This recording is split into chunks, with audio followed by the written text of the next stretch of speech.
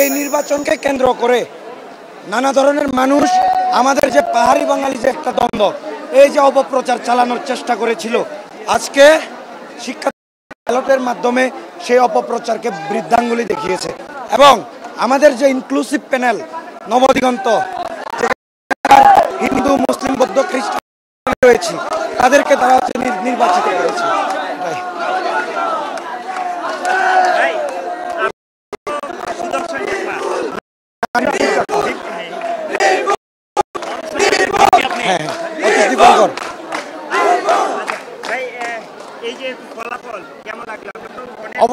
অবশ্যই অনেক ভালো লাগলো।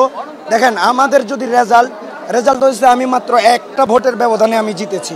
তো সেই জায়গা থেকে আমি অতীশ দীপঙ্কর শ্রীগান হলের আবাসিক এবং অনাবাসিক সকল শিক্ষার্থীদেরকে, কে পাহাড়ি কে বাঙালি কে কি এটা না, আমরা সবাই বাংলাদেশি, আমরা সবাই বাংলাদেশের নাগরিক, সেই চেতনাকে ধারণা করে সবাইকে আমি হচ্ছে যে আমার পক্ষ থেকে অসংখ্য কৃতজ্ঞতা জানাচ্ছি। আপনারা